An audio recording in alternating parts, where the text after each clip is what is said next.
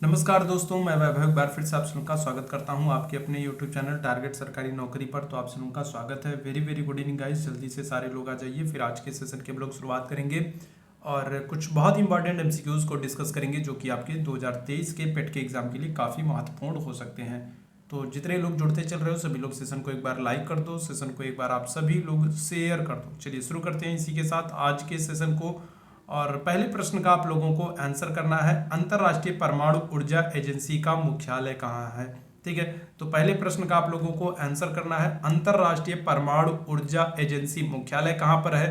तो जिनेवा में, पेरिस में, वियना में या फिर बर्लिन में। पहले प्रश्न का क्या करेक्ट आंसर हो जाएगा, अंतरराष्ट्रीय परमाणु ऊर्जा एजेंसी। अगर इसके स्थापना वर्ष की बात करेंगे तो इसका स्थापना वर्ष जो है ये होगा 1957 में। ठीक है, 1957 में अंतरराष्ट्रीय परमाणु ऊर्जा एजेंसी की स्थापना होगी और जो मुख्यालय होगा ये होगा आपका वियना में। ऑप्शन क्या हो जाएगा, सी आपका बिल्कुल करेक्ट हो जाएगा। पहले प्रश्न की बात करेंगे, ऑप्शन सी यहाँ पर बिल्कुल करेक्ट हो जाएगा।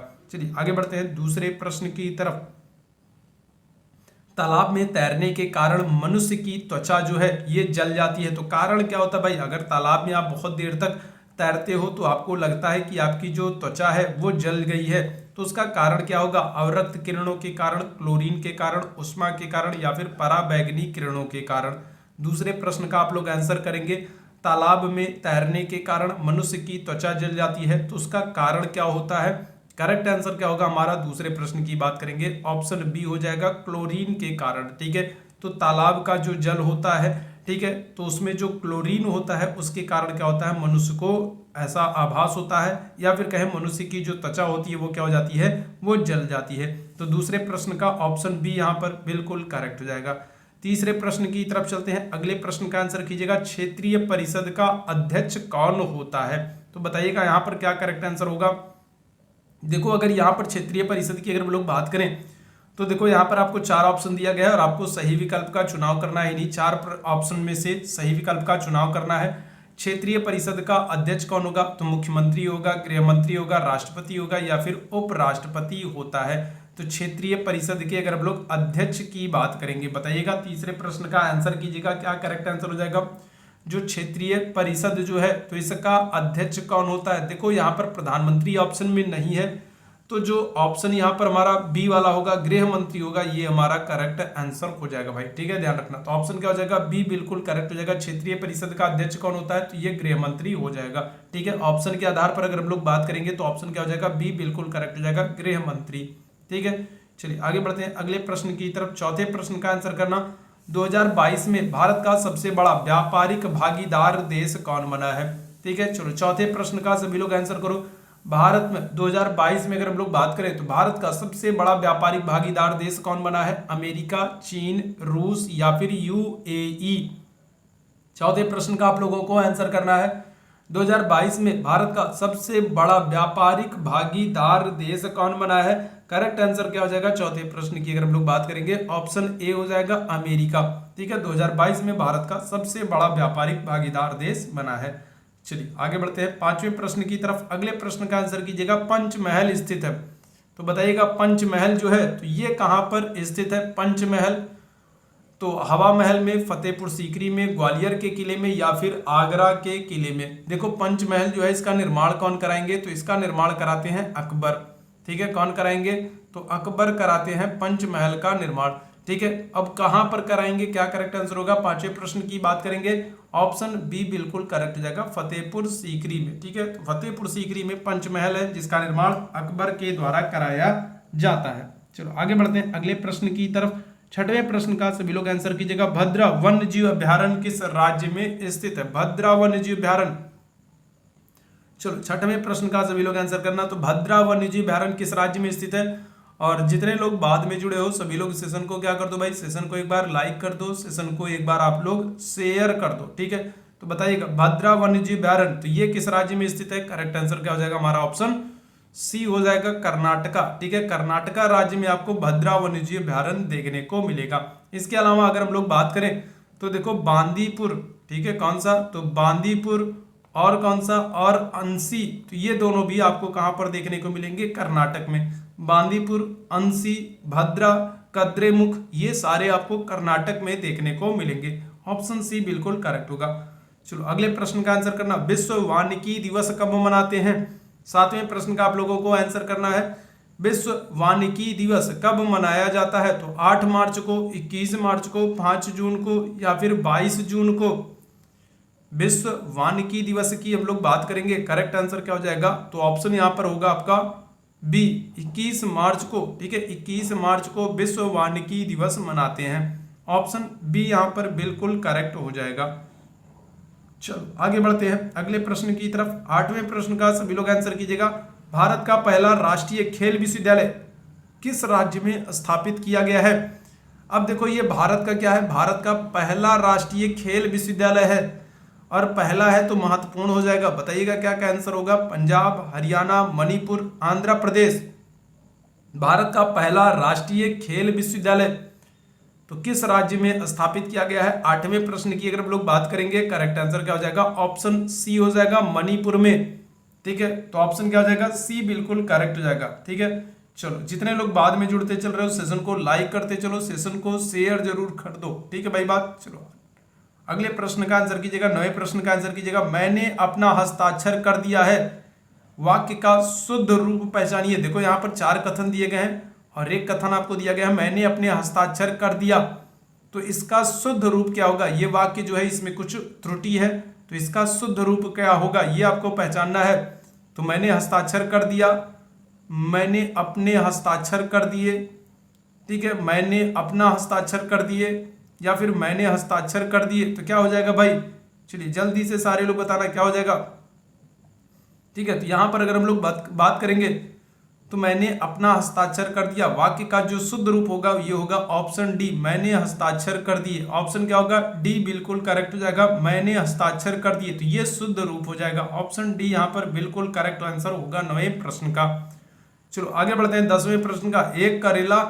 एक तो करेला और लोकोक्ति को पूर्ण कीजिए, क्या होगा भाई बताइएगा? 10वें प्रश्न का आंसर करना है। एक तो करेला, दूजा क्या होगा? दूजा भांग चढ़ा, पेड़ चढ़ा, नीम चढ़ा, झाड़ चढ़ा, क्या होगा भाई? तो यहां पर अगर हम लोग बात करें, एक तो करेला और दूजा क्या हो जाएगा? दूजा नीम चढ़ा। भाई देखो करेला जो होता है ये तीखा होता है, एक तो खुद ही तीखा होता है और दूसरा क्या हो गया? दूसरा ये नीम पर चढ़ गया। भाई नीम भी तीखा, ठीक है, एक तो खुद ही तीखा था और क्या हुआ? दूसरा नीम पर चढ़ गया।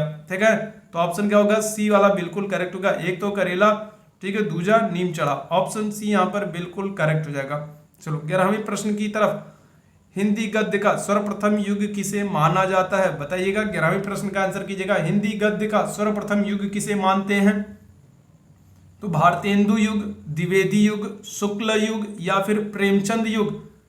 11वें प्रश्न की बात करेंगे, हिंदी गद्य का सर्वप्रथम युग किसे मानते हैं? करेक्ट आंसर क्या होगा? भारतेंदु, द्विवेदी, शुक्ल या फिर Premchand. Correct answer option A हो जाएगा, भारतेंदु युग को।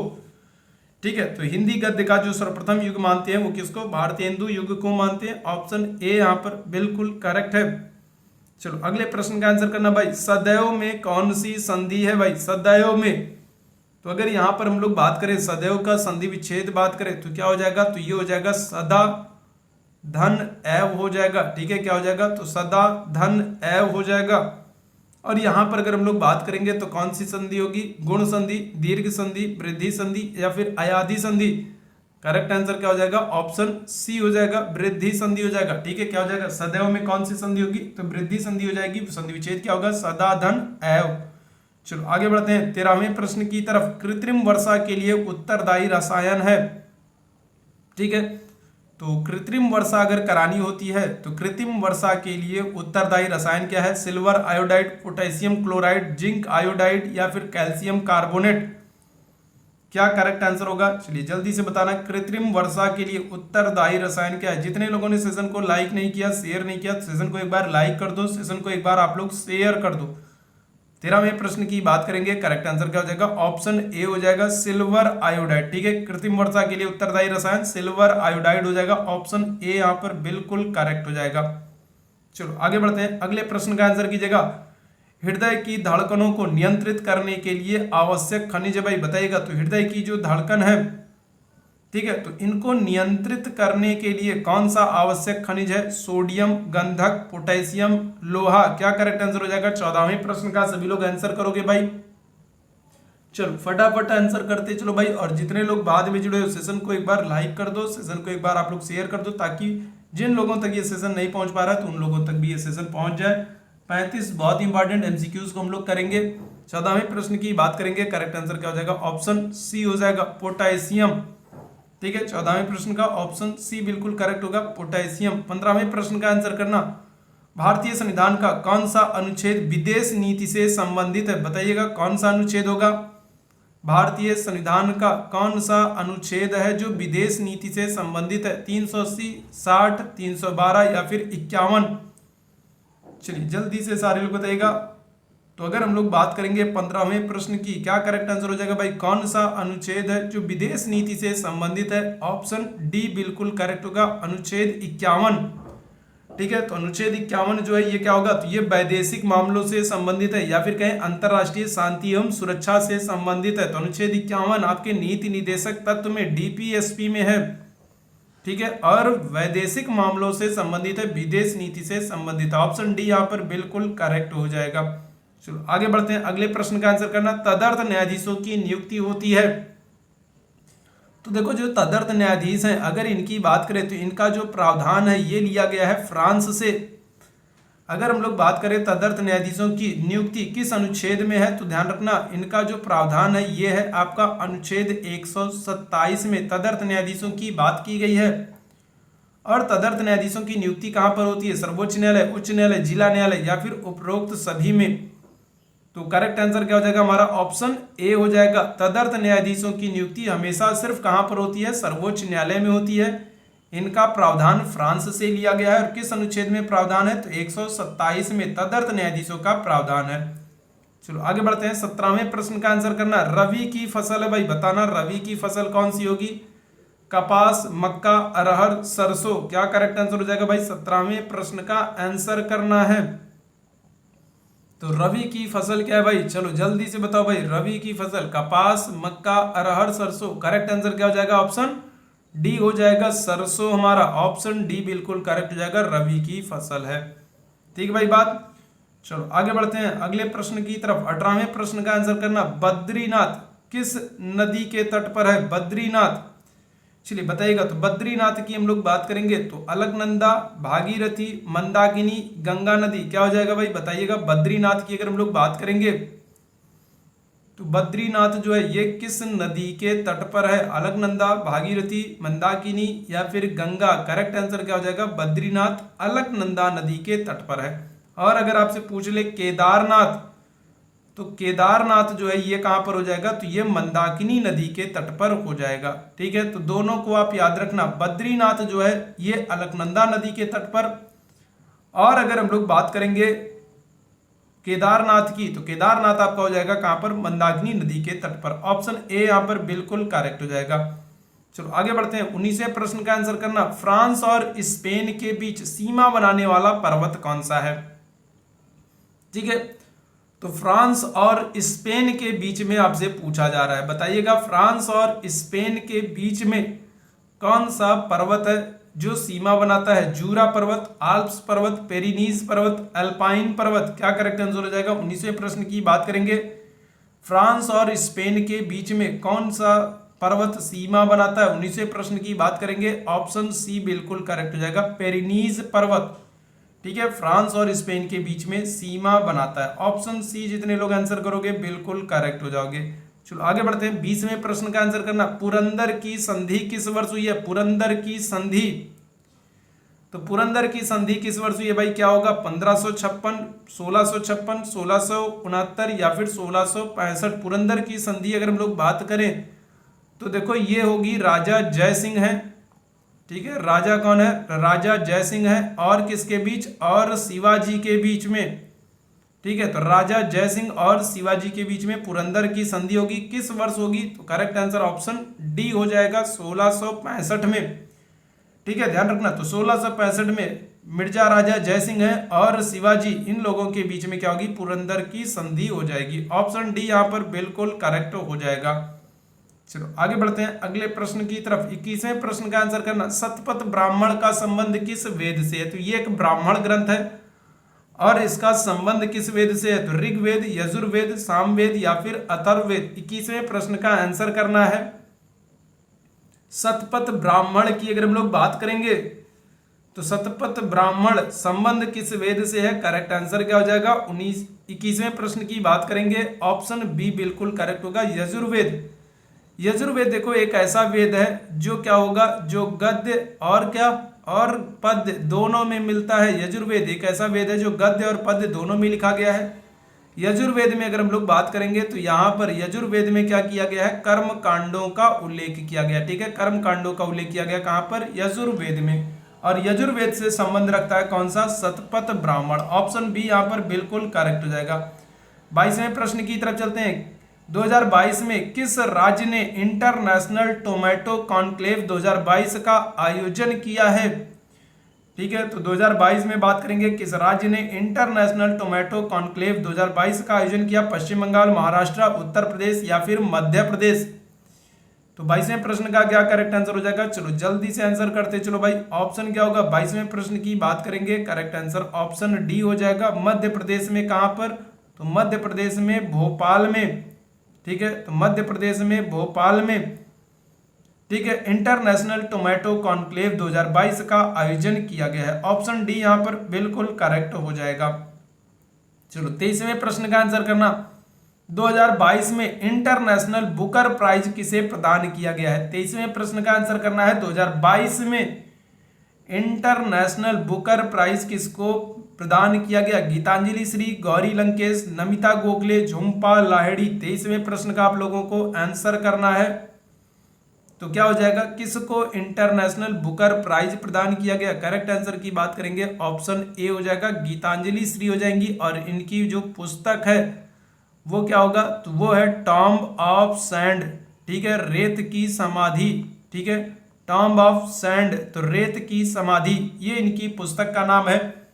और इसी के लिए इनको 2022 में इंटरनेशनल बुकर प्राइज से सम्मानित किया गया। ऑप्शन ए यहाँ पर बिल्कुल करेक्ट हो जाएगा। 24वें प्रश्न का आंसर कीजिएगा। 2022 में टाइम मैगजीन द्वारा जारी विश्व के 100 प्रतिष्ठित व्यक्तियों की सूची में कौन शामिल नहीं है?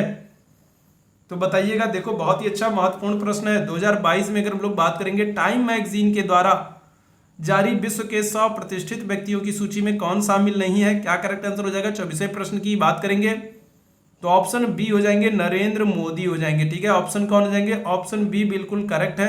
नरेंद्र मोदी जी जो है ये इसमें शामिल नहीं है। ऑप्शन बी हमारा करेक्ट आंसर हो जाएगा।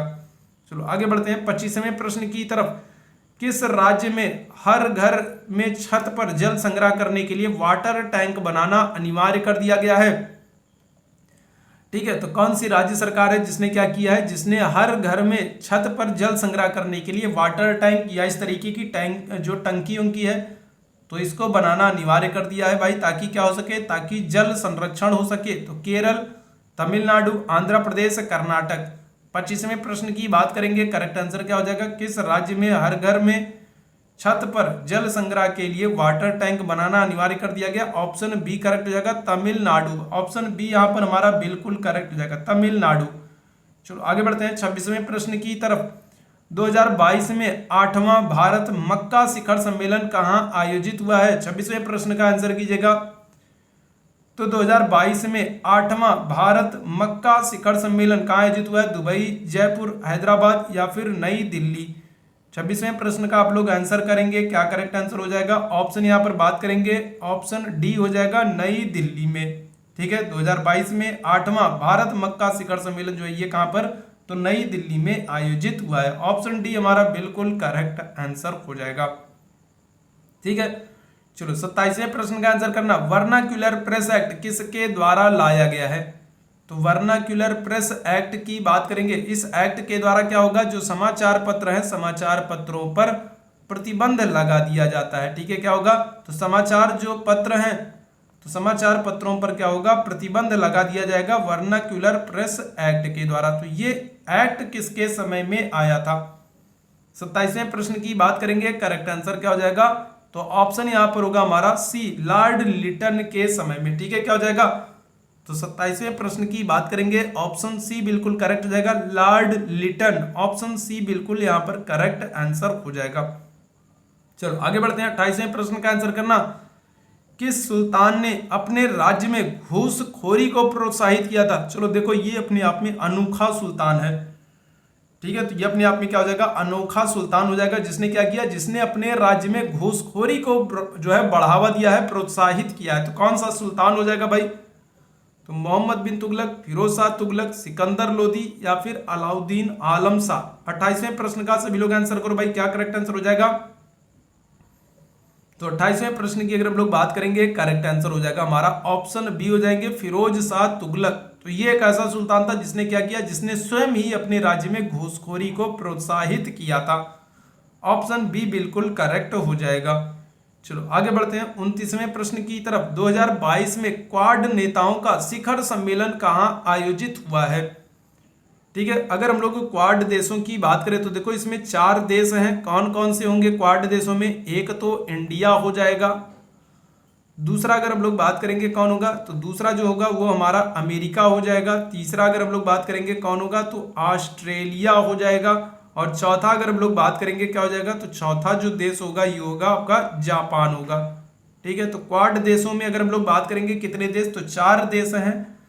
और 2022 में क्वाड नेताओं का जो शिखर सम्मेलन होगा ये टोक्यो में होगा। ठीक है, जापान की राजधानी टोक्यो में होगा। तो ऑप्शन ए यहाँ पर बिल्कुल करेक्ट हो जाएगा। चलो आगे बढ़ते हैं 30वें प्रश्न का आंसर करना। 2022 में इंटरनेशनल वर्ल्ड फोरम का आयोजन कहां किया गया है?